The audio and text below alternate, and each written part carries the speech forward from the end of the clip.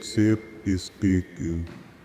un maquinista, tenía que manejar la química, tenían que ser los que preparaban las placas inmediatamente hacer la foto. Y miren ustedes, cuando llega la Lima, Curret, él llega ya como había un estudio, después de estar primero con Manlí, que trajo gracias, de acá son del estudio Manulí, donde entra a trabajar al comienzo de su llegada a Lima. Curret trabaja con el estudio Manulí un año y después abre con su hermano, con la familia, abre un propio estudio. La familia Curret tiene una historia bien particular. Toda la información factual que se ha conseguido la he agrupado en la cronología que ustedes ven cuando entran a la sala, en la pared de allá. Está todo lo factual, todo lo que está oral de Estado documentado y se conoce. Sobre, por ejemplo, cómo se formó Curret, Eugenio Curret, no se sabe. ¿Dónde descubrió en Francia? No tenemos idea. Y eso que la familia Curret ha vivido en el Perú desde 1831, muy temprano. Para 1860 habían cerca de 2.600 residentes en Lima procedentes de Francia. Había una comunidad francesa muy unida, muy progresista. Esta oleada de europeos que llegan tras la independencia, digamos, del Imperio Español, es un mercado nuevo,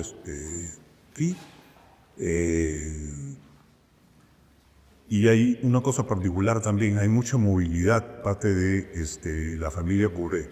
La familia Curret sale del Perú por razones de conflictos sociales en 3 ocasiones.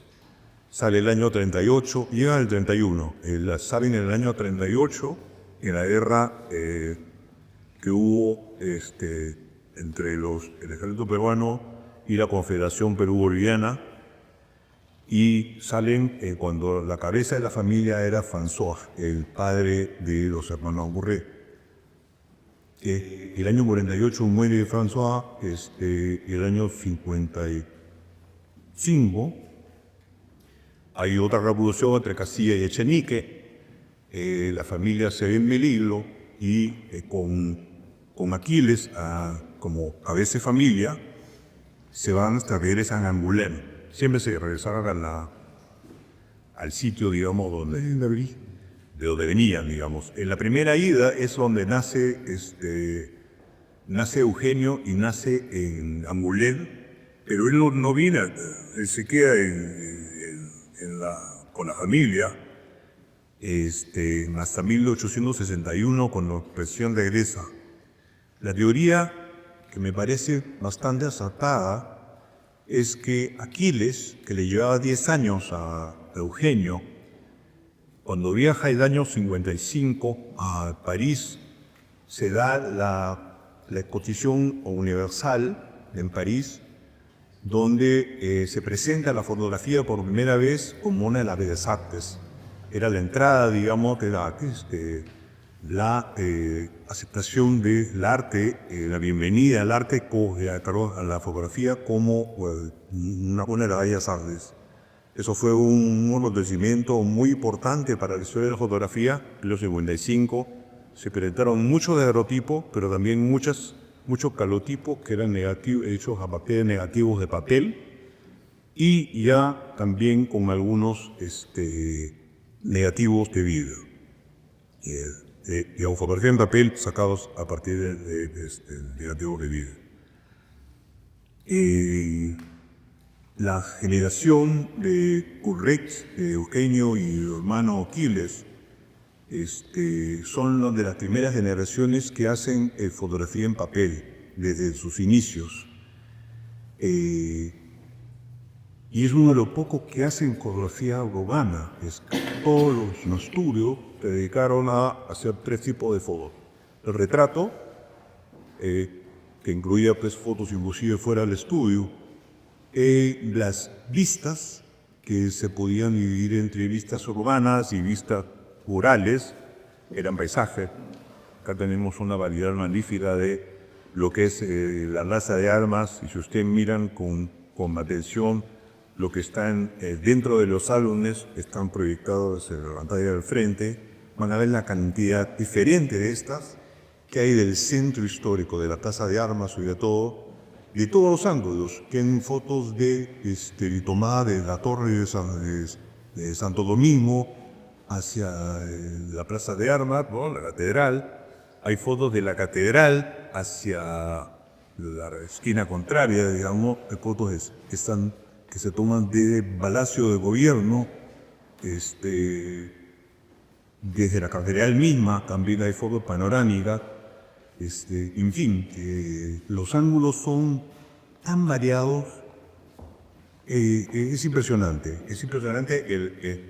esta prolijidad y este detalle en buscar tener registrado de diferentes maneras, y si no sabe alguien pues, que no va a repetir la misma toma, le puede pasarlo, si una imagen funciona, la va repitiendo, otra va mejorada por una acción más gente, en fin. En este caso, Courbet nos da pues, todas estas posibilidades de imágenes y tirajes laterales, adyacentes, en fin. Esta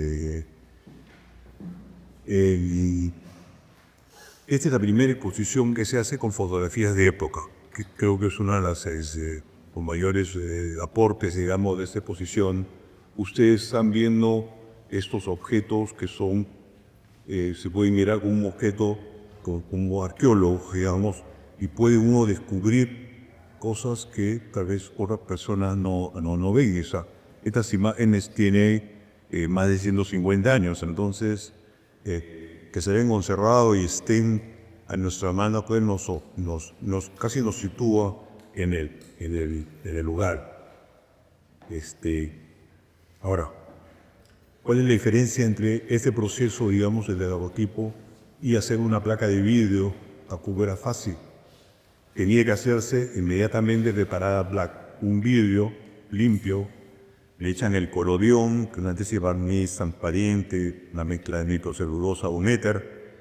Sobre esa base de ese barniz se echa el nitrato de plata, que es la solución fotosensible, y antes que se seque, se pone esta placa dentro de la cámara y se toma la foto. Y antes que se seque, tiene que revelarse. Entonces, ustedes se imaginan hacer la placa, salir corriendo para la torre de Santo Domingo, hacer la foto, regresar y revelarla antes que se endurezca y sea imposible revelarla. Una aventura, todo un prodigio, pues, ¿no? Y es por eso a mí que me sorprende la cantidad de imágenes que hay, porque todo el data que estoy de Eugenio, ese colodión húmedo, la técnica que él utilizó. Esta técnica, que era tan complicada, tan trabajosa, hizo que en Francia un inventor, un fotógrafo, muy creativo, qué sé yo, creó una cámara con 4 lentes que servía para tomar de una placa de colodión que te podía costar 100 francos. Te podía sacar con esa cámara de 4 lentes en 2 tandas, 4 tomas, 8 tomas el total de la misma placa. Te sacaba imágenes de este tamaño. Ese tamañito, entonces te daba la posibilidad al retratado de escoger a veces algunas tomas de repente, pero se dividía por docena. Entonces se hizo famosa este intercambio de tarjetas entre familiares, entre amigos, cuando Lisderí fotografió a Napoleón III hacia 1858, su paso por el estudio, era su fotógrafo, hizo un retrato, hizo varios retratos, pero empezó a venderlas y llegó a vender como tarjeta de visita, y llegó a vender cerca de 2.500 hasta 2.000 tarjetas de Napoleón III al día. Y abrió varias sucursales, en fin, se volvió rico y famoso vendiendo tarjetas de visita, y la gente empezó a coleccionar estas imágenes y se hicieron millones de tarjetas de visita. Se volvió una obligación social hacerse un retrato para poder intercambiarla con los amigos. Si alguien te daba una tarjeta de visita, tú tenías casi la obligación de ofrecerle también una. Entonces, las familias compraban álbumes y armaban álbumes con las amistades, los familiares, los conocidos, los emperadores, escritores, y también las fotos de tipos. Pero no terminé, me quedé con el paisaje, con las vistas. Yo había dicho que eran retratos, vistas, y el tercer tipo de foto que hacían era de tipos populares. Los tipos populares son los personajes de la ciudad o del campo que identifican la etnia o la raza o las costumbres de determinado lugar. Podía ser los fronteros, el aguatero, el lechero, el panadero, en fin, pues la infinidad de personajes anónimos que, digamos, circulan por la ciudad. Eso le da la idea el que desde afuera, digamos, veía y, digamos, podía saber de tipo racial, las costumbres de determinado lugar. Entonces, acá tenemos, por ejemplo, como les digo, se volvió muy coleccionable. Hasta los incas, todos se producían fotos de los incas, por ejemplo, o de los presidentes, y la gente, y estas sillón fuera eran tan comunes que las podías comprar en una librería. Te ibas a la librería y comprabas fotos de Washington o de Lincoln o de Paco Capa, ¿no? Y las fotos de la ciudad también. Entonces acá tenemos unas fotos que son muy raras, de encontrar, que son estos fotitos que están acá de las ciudades, ¿no? De la Plaza de Armas. Estas tres que están abajo, porque no están relacionadas a la batalla del 2 de mayo. Este es el señor Salazar Mazarredo, que es un diplomático encargado de negociar la compensación que el Estado peruano le debía a la corona española. Después por un compromiso pues, que se firmó después de la batalla de Ayacucho.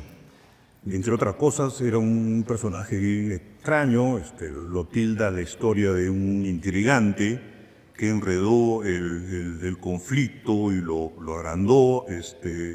Ellos llegaron como digamos, la escuadra española pasó por Perú hacia 1863 y tomaron el año 65 porque ya hubo una negativa, es decir, con los españoles, y los peruanos hubo un golpe de Estado de parte del Prado, de Mario Ignacio Prado. En esa época, ahí está su gabinete. Este es el almirante Pinzón, que fue el comandante, digamos, de la flota española, que, como le digo, pasó el 63, el 65, toman la isla de Chinza para cobrarse la deuda por el Perú, porque su visión no era recuperar las antiguas colonias, como se suele decir, sino era buscar una compensación, ¿no? Que, como le digo, fue un enredo ahí de opiniones, en fin, un conflicto que se agrandó, y trataron el daño que quisieron hacer sí fue quemar el Callao, que era el puerto de entrada de toda la economía local, ¿no? Es decir, el Callao, y no lo lograron hacer. Sin embargo, llegando a España, me recibieron como héroes a todos y Perú también dirigió unos focos ganados, ganaron las dos partes, no son nada, y acá hicieron esta columna pues maravillosa que está ahí en la Plaza 2 de Mayo, obtuve en París, después de un concurso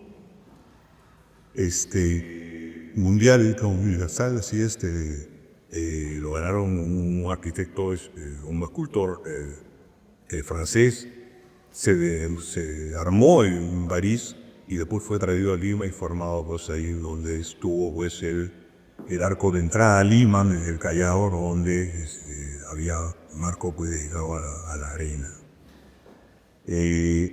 Además de esas tres imágenes están las tarjetas de visita de las baterías de defensa en el Callao, ¿no? En una ella número José Gálvez, y así habían fotos de todas las naves de la escuadra española, habían todas las naves que participaron, la nave peruana, todos los combates también fueron ilustrados con pinturas y se armaba y la gente iba y quería saber quiénes eran los que participaban en este conflicto, porque todo lo leían, lo podían leer en el comercio, pero como imágenes, no habían imágenes, o sea, las fotografías, y hasta existían las fotografías, pero no eran impublicables. Las fotografías no se publicaron hasta fin de siglo. Entonces las fotografías las convertían en xilografías, en unas xilografías, ese es un taco, por ejemplo, de madera, hecho en París a partir de fotografías de Courbet y de Malhury, de mi colección. Desgraciadamente me estoy mudando y las embalé en algún lado, no las encontré nunca, pero traje el artículo para mostrarles que es algo que la gente no muy consciente, no sabe, que a pesar de que se había logrado hacer una fotografía tan difícil, nunca se pudo publicar en un libro o en un periódico, ¿no? Hasta fin de siglo, o sea, no encontraban el mecanismo, es decir, se trató de usar la litografía, en fin, ¿y cómo lo hacía? Tengo entendido que el taco de madera, que tiene el mismo tamaño que la tarjeta de visita, era preparada como un papel, o sea, perdón, como un negativo. Echaban colodio, que ponían el hidrato de plata, hacían la imagen, reproducían la imagen, y sobre la imagen el grabador con su grid trabajaba. Entonces lograba una perfección pues que ni el cacao, qué sé yo, no lo lograba. Entonces por eso están las proporciones tan cercanas en todos los grabados, ¿no? Acá tienen la foto, tienen el táctea y tienen la impresión, que sale volteado, por supuesto, ¿no? Esto dato porque...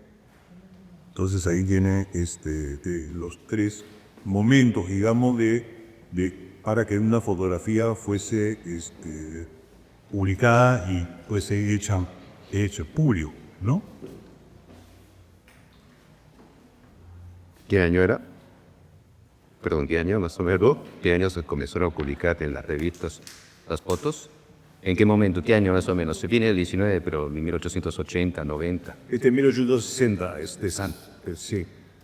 Pero la publicación en los periódicos y revistas, más o menos qué época.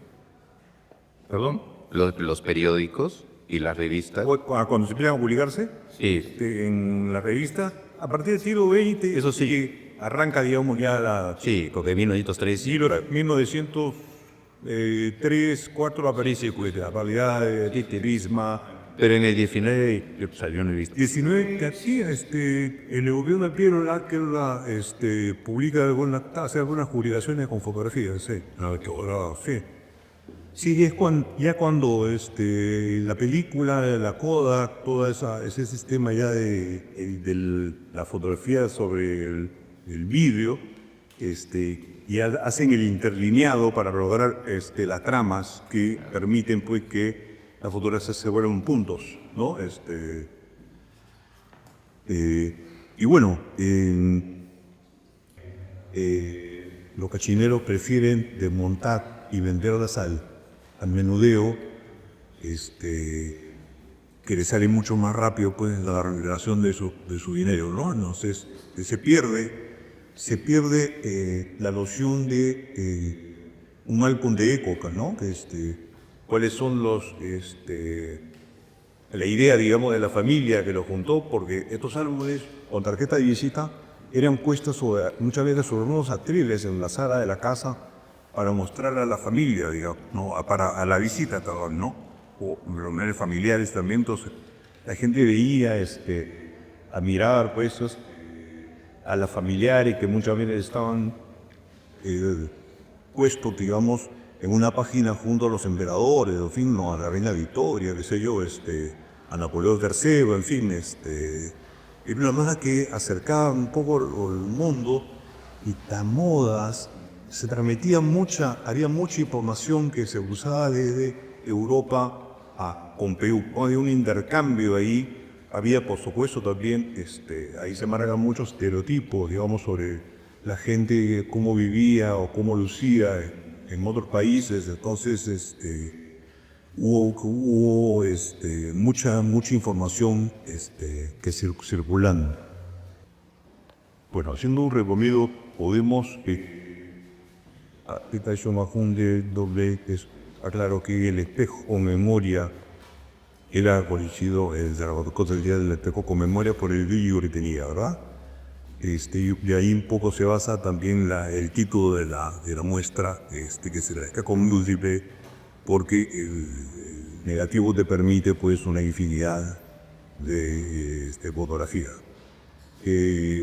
Poulet hizo álbumes como ningún otro estudio hizo en el Perú, algunos muy específicos. Hizo uno sobre la construcción del parque de exposición, que era un gran espacio para exponer las industrias del Perú, el progreso de la modernidad, qué sé yo, ¿no?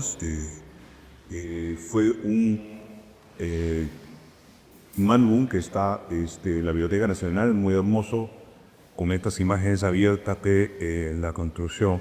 Y acá tienen algunas piezas de esa magnífica edición, ¿no? Estas imágenes probablemente han pertenecido a algunos álbumes que, como los álbumes de tarjeta de visita, también han sido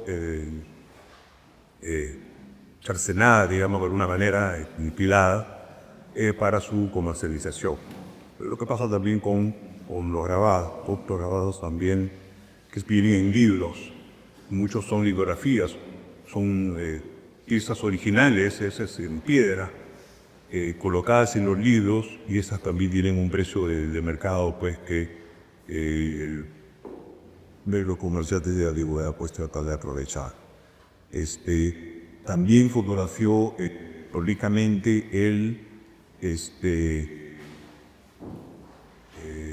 las obras de Meix, que lo contrata para fotografiar el ferrocarril central, que también están con casi todos los álbumes. Hay imágenes del ferrocarril central, porque ese era el propósito de los álbumes. Los álbumes no parecen ser para consumo local, parece ser hechas para llevarlas al extranjero, para mostrar a las autoridades, a comerciantes, en fin.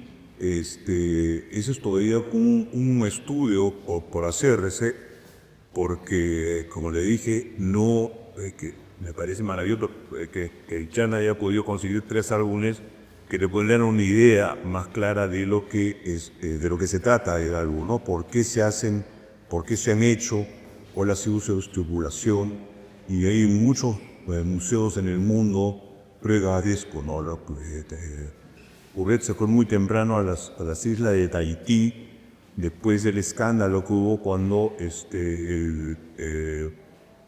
traficantes de clavo trajeron de la Polinesia, que salía más fácil que traerlo de la China.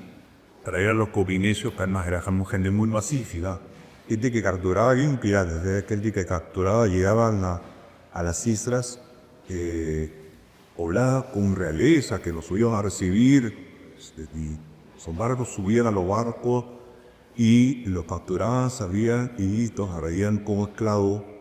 Esa fue una importación de seres humanos que llevó a una cifra por 1.500 personas, las cuales pues llegaron a repatriar después de un año más o menos que duró esto. Hubo quejas de Francia, por supuesto, de Hawái, de Buenas Hawái también, de varias naciones contra este tráfico inhumano, que muchos morían en el camino por el trato como vivían, digamos, en aborto, y los que llegaban acá, querían pues las enfermedades locales, o sea, no eran inmunes a esto, entonces, y no estaban acostumbrados al trabajo pues en las Islas Guaneras, y entonces morían como palomos, y era que el bebé era muy pacífica, entonces fue terrible. El viaje de Puré corresponde un poco, yo creo, a un deseo de afirmar que eso no estaba pasando en Tahití, a pesar de que de la prensa de Tahití hay noticias de estos paques que iban a determinadas islas a capturar a nativos. Los álbumes de Poblet son más bien de la presencia francesa, la arquitectura francesa en Tahití y los habitantes, digamos, en sus aldeas, gente que vive en paz, y estos álbumes, digamos, todavía se pueden encontrar, digamos, en diversos museos. Algunas también están a la venta, ¿no? Ahora, si pasamos un poquito a analizar ahora estos presentaciones, desgraciadamente no podemos dar libros, qué sé yo, pero de la colección de Jan Mulder. Y por ejemplo, yo les pregunto, ese algo, por ejemplo, recuerdo del Perú, algo muy, muy bello, tiene 86 fotografías. De las 86 fotografías, ahí van a ver, ese es el lado de Margarita. Hay de damas, lo voy a apuntar, de 86 fotografías, 56 son de damas peruanas. 56. Veritas, o sea, bien ningún nombre, o sea, son, ¿verdad?, como plares, como si fueran las pelicheras, como si fueran, claro, pues, no sé si tienen sentado. Damas limeñas. El Aragona donde el soldado, un campesino, dama. Ellas están seguidas, o sea, es una hoja tras otra dama temante. Pero de origen campesino era un origen de un tercero. Entonces, eso lo digo para que ustedes más o menos, que es lo que a mí me lleva hasta así, para que armaron un álbum con esa característica, ¿no? ¿Quién es el público? Para que alguien vea que en Lima pueden venir empresarios, qué sé yo, solteros, pueden acá pues empezar una vida nueva. Hay este es el hoy. Pueden empezar pues una familia, en fin, no lo sé. Pero solo es un poco el aire porque me parece interesante seguir indagando sobre esa cosa particular, ¿no? Ese tema en particular, ¿para qué se han elaborado estos árboles de recuerdo de Perú, vistas de Perú? Y otra cosa maravillosa que tenemos en este álbum, fueron esta placa de vidrio, que es una placa seca, no es un polodión, es una placa que ya venía preparada, y con todo el tiempo del mundo tú simplemente la ponías en tu cámara, tomabas la foto, la arreglabas cuando querías, en fin, no tenía que ser inmediatamente, como fue la época del colodión húmedo. O sea, que ocurrió, sí tuvo que lidiar con esa inmediatez, que no fue el caso de Dubreuil, porque esta foto ya corresponde a la época de Dubreuil. La placa seca se empieza a comercializar en Lima a partir de 1890 más o menos, ¿no? Y aquí esa factura que está ahí es una factura firmada, autografiada por Curret, o sea, Curret la ha cancelado. Y yo tenía una duda porque de la tercera salida, les había dicho que la primera salida del año 38 fue encabezada por François, el 55 fue encabezada por Aquiles y la tercera fue en 1880, encabezada con la guerra con Chile, encabezada por Eugenio. Ahora, ¿qué pasó?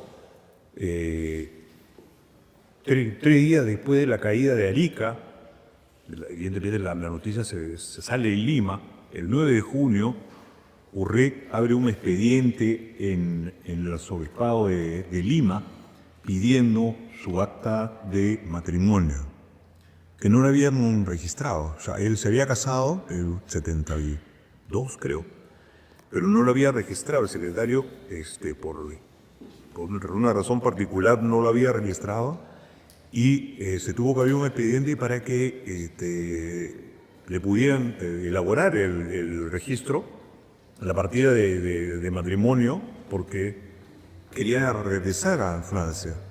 Entonces había un conflicto armado, los chilenos tenían puerta abierta para llegar hasta Lima, guerra civil, la guerra con Chile. Entonces yo hace un año yo no tenía la certeza de que, a pesar de que conocía el documento, esta petición tuvo que llevar testigos. Curret tuvo que llevar testigos de gente que había estado en la boda 10 años antes, y había participado y sabía así, lo ocurrió aquí, yo fui testigo, en fin, todo un expediente de varias páginas donde están las firmas está la firma original manuscrita de Curret, que es la única que yo conocía, hasta que encontré este documento donde en la C de cancelado es la C de su firma, y al costado, casi encima de la estampilla, y evidentemente ha firmado sobre la estampilla húmeda, recién colocada, ahí está la firma de Eugenio Curret. Y yo había averiguado que Curret se fue a Niza, del Perú, donde abrió un estudio desde el 81 hasta el 83. Había registro, ahí había la publicidad, digamos, su estudio, hasta el año 83, pero ahí se le pierde la pista. Entonces yo decía, ¿se habrá quedado? ¿Qué hizo? ¿Cuándo regresó al Perú? Y ahí tenemos la firma de Curret. Y en la fecha, diciembre 11 de 1893. ¿O 89, qué es esto? 83. Ya llegó el 83. ¿Qué pasó?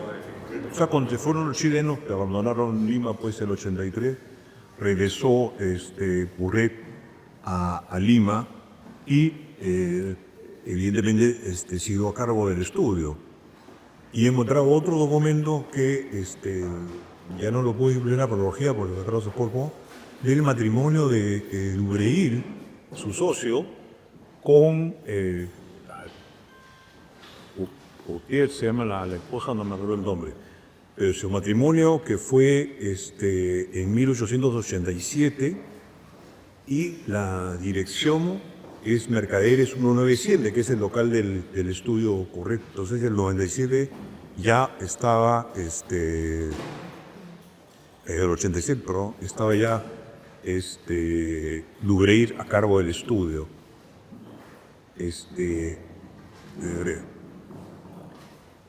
La placa, como le dije, es una placa de fin de siglo también, de una dama peruana, donde dice es una copia de el vidrio, es a ver, vean todos salió con una impresión, pero una hermosa foto de una dama que aparentemente se hacía muy seguido. Esta es la conocida, digamos, que está que está en la Biblioteca Nacional, que ha sido publicada desde esta recién ha sido encontrada, digamos, y adquirida por ya, no la misma, ¿no? Las parcelas son de él. Es el mismo toque, no es la misma bandera, no es el mismo, no es el mismo traje, no es el mismo fondo, eso sí. Pero el local. Abríselo. ¿Pero eso la ven? Sí, más o menos. Son modelos de idea. De repente es una representación que es montada para fiestas patrias, probable, ¿no? Hay otra que acompaña a esta imagen, generalmente en las exposiciones, que es una dama vestida de París, de Francia, digamos, con la Torre Eiffel de acá como sombrerito. Entonces siempre la solían poner cunda, el tema de las exposiciones. ¿Sí saben más o menos bien? 1800... No, es de 63. Entonces el estudio ocurre aquí en esta vigencia, ¿no? En 1863 En Licina. a 1935. La docencia. Y bueno, ¿qué tenemos acá? Tenemos una pequeña aparición de retratos, ¿no? En los formatos que circulaban y en esa época, el formato. La tarjeta de visita tuvo una vigencia y una importancia, o sea, los estudios básicamente se dedicaban a hacer tarjeta de visita. Ese tamanito así, pequeñas y por a partir de la media docena, o sea, ese era el kit del asunto, o sea, no. Salvo la cosas de un coleccionable, ¿no? Ese sí va a tomar una Civic, ¿no? Tal cual, entonces te agarras de una en una, sin problema. Pero acá tenemos a Casia Dicia Pierola, que también chocaron mucho, ¿no? Pierola también la arrojando a Cáceres en 1895. Algunas fotografías estas corresponden a Dubreuil, como las de la boda, ¿no? Ahora que yo trato de no especular mucho, si no se tiene la información, hay una tendencia, ¿no? Por ejemplo, la novia Contrato Oscuro, al Guillermo Sondres, esa brillante mente que tiene, esa imaginación increíble, lo atribuyó porque las fotos son echadas hacia 1880, ¿no? Donde el conflicto con Chile. Y atribuyó que eran las mujeres, las novias que se casaban en esa época, se decían de luto, como una protesta, como duelo, como... Entonces, ya ahora con el Google, pues tú pones de historia de los vestidos de novia 1880 y te salen en todos los países el mismo traje oscuro, sabe Dios si era negro, no era negro evidentemente, era marrón, rojo, verde, vaya uno a saber, pero no, si hubiera sido así, ¿no? Habría una tradición de Ricardo Palma, un texto de la serie Cabello, no hay nada, ya no existe, o sea, y por ahí he inventado que Basadre dijo algo, busquen a Basadre lo que dijo, no lo encuentran en ningún libro. Y tipo es una leyenda urbana, ¿no?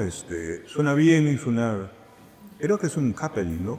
Un acto de protesta, así maravilloso, o sea, casi un acto heroico, en plena pasión puede pasarse de leo pues, como una protesta, ¿ves? Pero se podría así investar para pasar a la porquía, ¿no? Se podría digitalizar para pasar a las porquía, porque las guías detectan según la graduación de los tonos de gris cuál color original. Podría determinar cuál es el color. Pero sí, efectivamente, no, negro no es que así. O vayamos a ver, no, el de sí, no sé si, la verdad es que mío no he indagado tanto, pero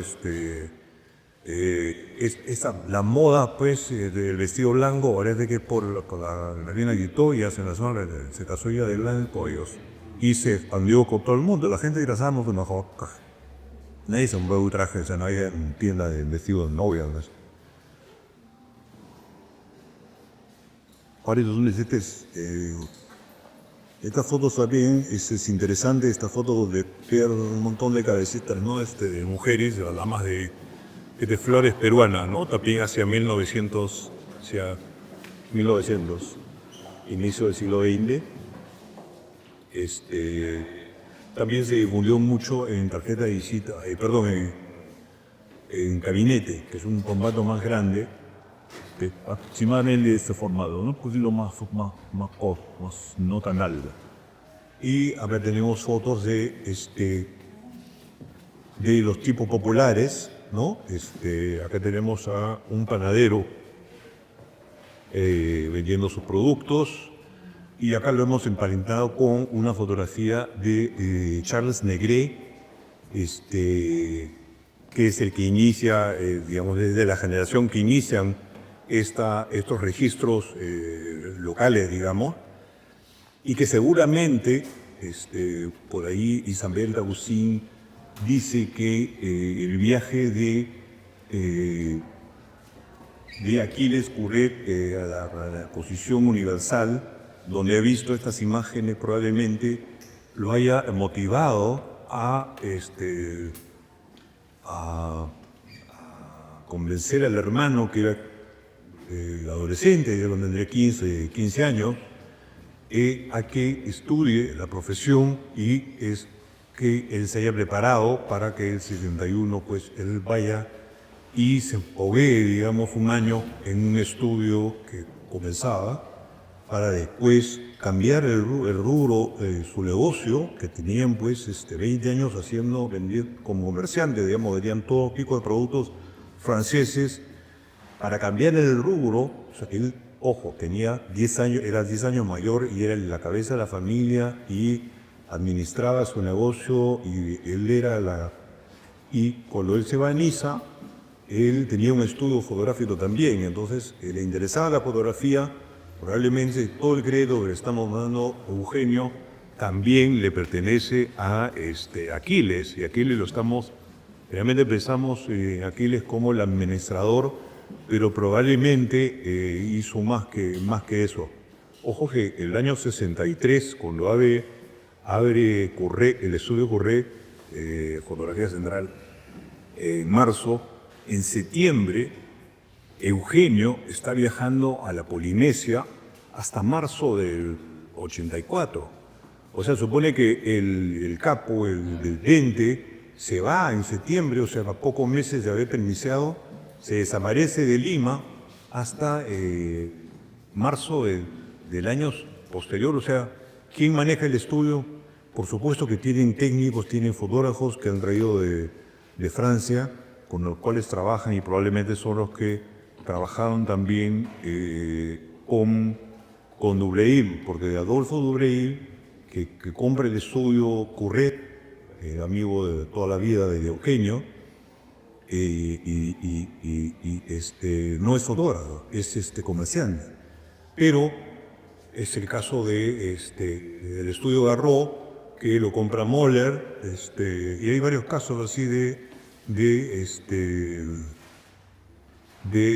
empresarios que compran un estudio y no tienen por qué ellos hacer las fotos. Tienen los fotógrafos profesionales y capaces de resolver el estudio con la calidad de los anteriores, ¿es cierto? Entonces, acá, digamos, tenemos una fotografía de la gente de la misión bibliográfica. Ahora pasamos al Felde, donde sí estamos una linda colección de estos fotógrafos que se denominaron mediógrafos. En realidad, esto, por ejemplo, la técnica es el calotipo, este es el negativo de papel y este es el positivo. Este negativo tiene la transparencia suficiente para que la luz atraviese el material y pueda, por contactos, una copia pues perfecta del negativo. Esto es mejorado. Este es de Charles Negret, este es un calotipo.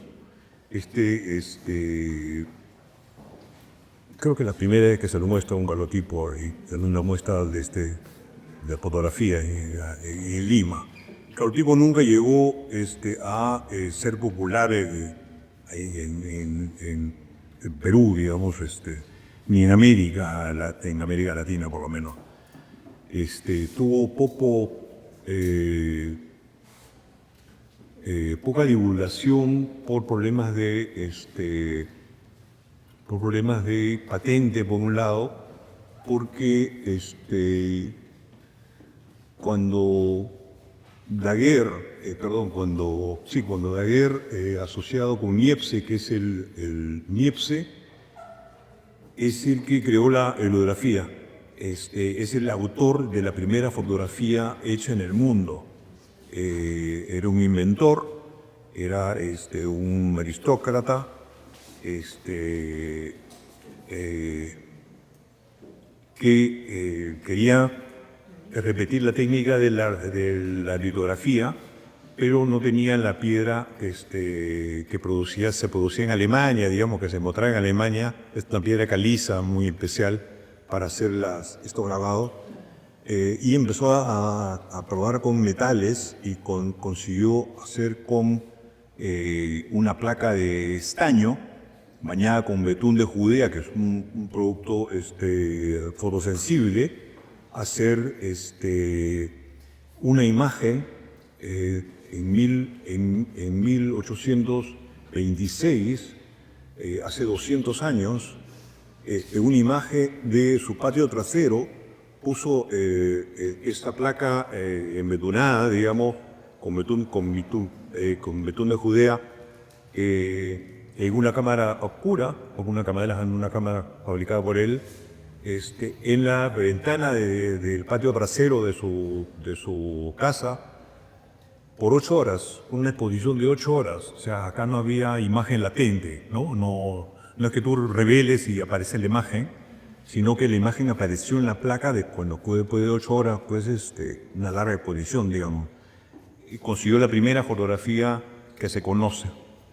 Parece que un par de años había logrado otra, pero como no desapareció, en fin, nunca se encontró, esta es considerada. Y este año Francia está festejando, celebrando la invención de la fotografía por esta pieza que hizo Niepce. Él bautizó su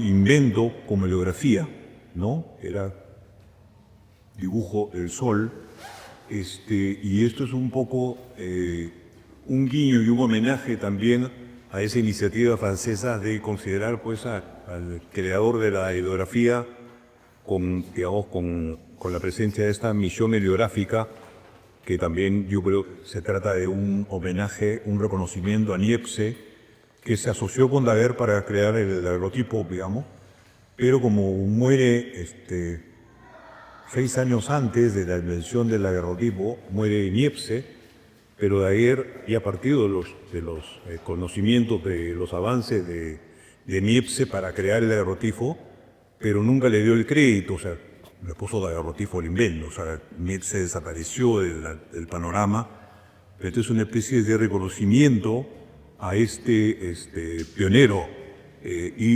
inventor en la práctica, por un hecho concreto, de la fotografía. Pues también nos aunamos con esta presencia a este homenaje pues, que le hace el mundo, a el reconocimiento muy merecido a Joseph Nicephore Niepce. Como he dicho, bueno, acá está en foto de Baldus. Hay tres heliografías de la visión heliográfica, ¿no? Baldus, Legret y Gustas Legret. Gustas Legret, como los tres salen en todos los libros de historia como grandes fotógrafos, grandes innovadores. Era también calotipista y colodium húmedo, ¿no? Usaba las dos técnicas. Acá tenemos una especie de comparación, digamos, porque los fotógrafos siempre, sea adrede, o sea muy consciente uno o no, siempre vamos a tener en la cabeza los registros de otros fotógrafos, probablemente, que en algún momento pues llegan a ser parte de la imagen que tú estás tratando de realizar en ese momento, ¿no? Este es San Agustín. ¿Y este es litografía o la foto? ¿Perdón? ¿Es de litografía o foto? Fotografía. Todos son fotografías. Estos son las originales. Es una fotografía. Este es de la Biblioteca Imperial del Louvre. Eso es un puerto de Gustave Le Gray. Gustave Le Gray mejoró el calotipo, agarró el calotipo que es en un papel, es un negativo, un papel, lo enceró, le echó cera y lo hizo transparente. Entonces, con este negativo encerado, uno podía preparar el negativo, lo podía guardar, podías viajar, podías hacer la foto, lo guardaba y lo revelabas al regresar, digamos, ¿no? De tu viaje. Podías, era la primera vez que podías viajar con tus rollos o, digamos, tu negativo, digamos, ¿no? Para tomar.